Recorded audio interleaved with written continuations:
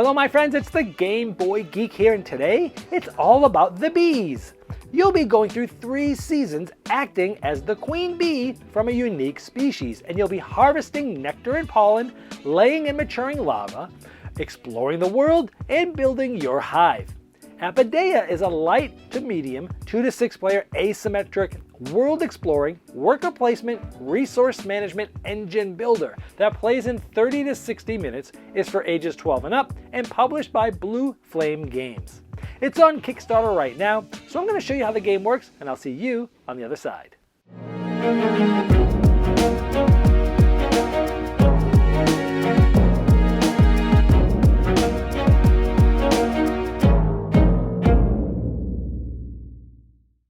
This is a Kickstarter preview, so all the art and components you see here are prototype and not final. And so to see the final art and components, you're going to want to check the Kickstarter project page directly, and that link is in the description of this video. At the beginning of the game, each player is going to start with one of these 6 hives. Now these can be given out randomly, or experienced players can actually bid for them with pollen, which is one of the main currencies in the game. Each player will also get a species that is unique to them, and which will give them a special ability throughout the game. So let's say this is the hive that we got. We have our species, in this case the bumblebee. We start off with 3 bees on hexes in our hive. We all start with 5 pollen, which will show you how those are used for a currency to take actions in the game. And we have our reserve of bees over here. Now the main board in the game is the field, and this is supplied with some faced down hexes depending on the amount of players. We're playing with 4 players this game, so we have this many hexes. If you were playing with 5 or 6, you'd have more. There's also some upgrades that will come out, again depending on the amount of players, up to 4 players here, 5 or 6 here, and these are able to be purchased. We'll go over what these do a little bit later. Each round there's also some bee quests put out. If you're playing 2 or 3 players, just 1 card will be put out. If you're playing with 4 or more, 2 cards will be put out each round. And this gives you different goals that will get you points at the end of the game. For example, if you have the most red flowers in your hive, you'll be able to put a bee here. That'll be worth 5 points at the end of the game. Now the game is played over 3 seasons, spring, summer, and fall, and each season has 2 rounds. So there's a total of 6 rounds in the game. Now this board also helps you not only just track the rounds, but also lets you see what the different rewards and costs are for pollen throughout the game to reference. Now each round does go through multiple phases, but let's jump into the action phase to show you what you're trying to do on your turn. Now starting with the start player and going clockwise, each player will be taking actions. They'll take 1 action at a time. It will go to the next player clockwise. There's 4 different actions you can take for your single action on a turn. One of them is to move bees. Now you can move any number of bees, but each bee costs 1 pollen to move, and each bee can only be moved once per action.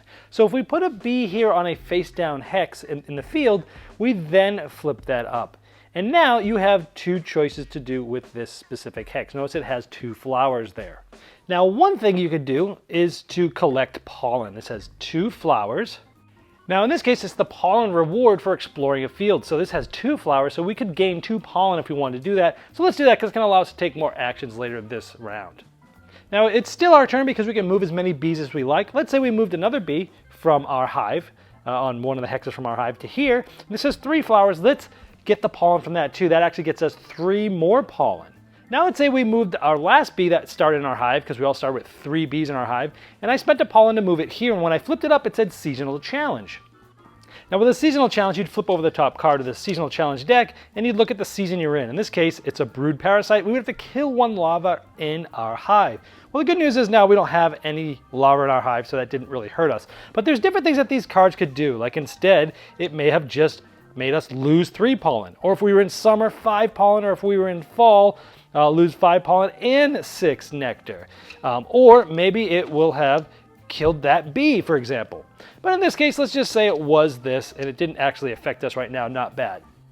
So let's say our bee was still alive. If it is still alive, you replace it with a face down hex below that bee. But let's say we actually just flew here, we moved here, we flipped this up, it wasn't a seasonal challenge, and it was a single flower. Now you have 2 choices. You can either gather pollen, or you can purchase the hex. Now this is a single flower, and so in spring, a hex with 1 flower costs 2 pollen, so we could spend those and we could purchase that hex.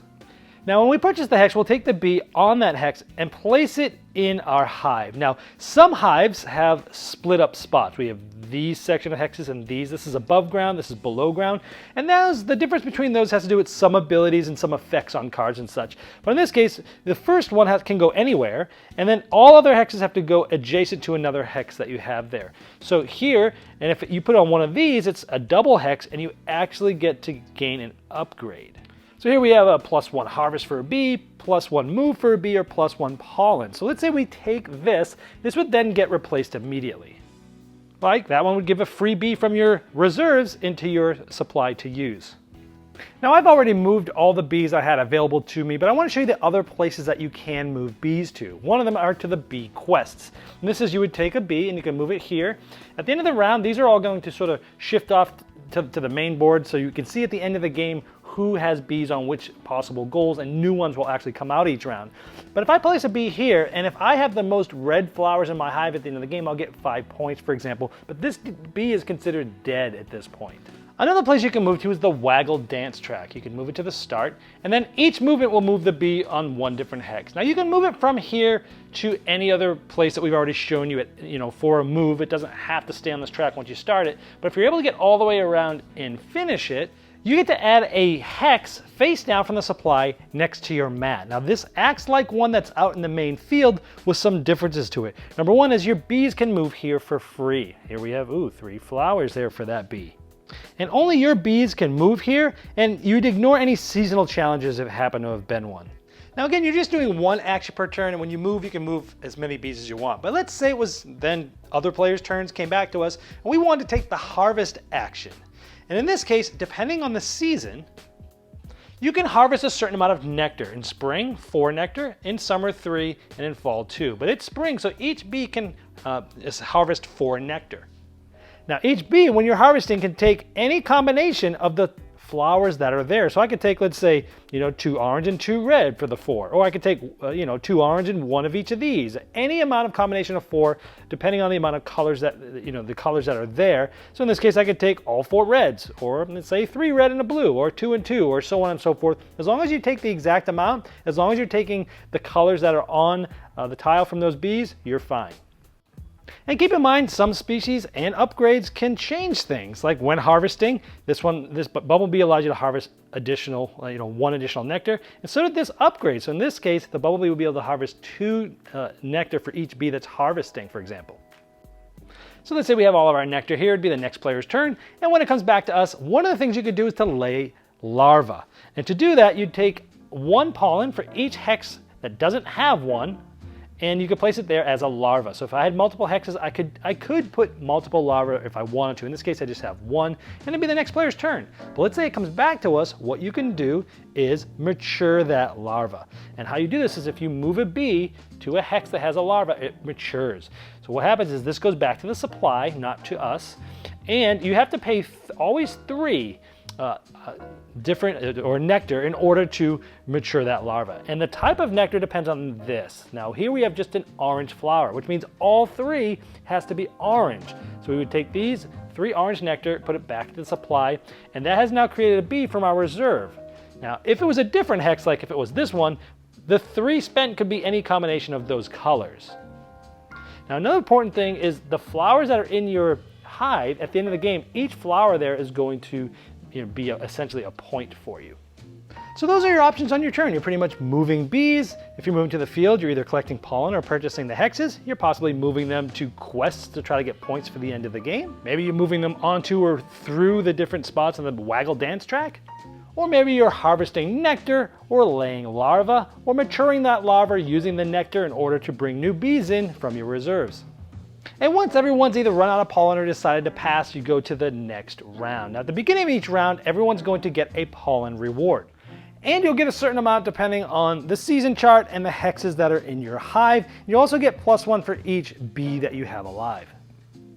Also, the quests from last round will get moved over to the top of the board and 2 new ones will come out. Just like that, unless you're playing a 2 or 3 player game, then just 1 will come out. Now after the 6th round, you do end game scoring. You're gonna get 1 point for each flower that's in your hive. You're gonna get a point for each of your bees that are living. Now the ones on the quests don't count, the one in your reserves don't count, but here, over in the field, on the Waggle dance track, all the live bees will get you a point. You'll get 1 point for each of your 5 pollen. And you'd also score for the different quests that you have bees on. Like this one has the most red flowers. I only have 2. Let's say I didn't get that one. There's no penalty. But let's say this one I have the most blue flowers. Let's say 3 is the most. Then I would get 5 points for that. Whoever has the most points at the end is the winner. Well, there you have Apidaia, and as I showed in the overview, not only is it a game with a cool theme, but also where the mechanisms match the theme. Now, if you'd like to see the final art, components, and all the different pledge levels available, you can click the link below me in the description of this video, and it will take you directly to the Kickstarter project page, and I'm sure the fine folks at Blue Flame Games would love your support.